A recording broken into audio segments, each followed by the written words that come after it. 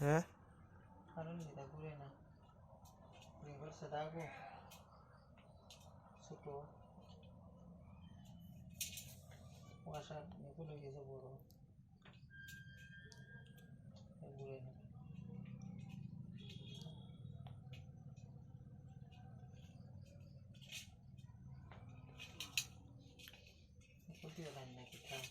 হুম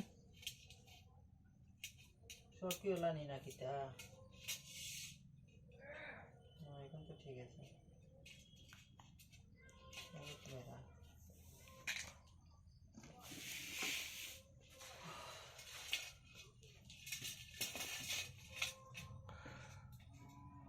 দাদা খালি যাওয়ার টাইম হয়ে গেছে খাওয়া দিয়ে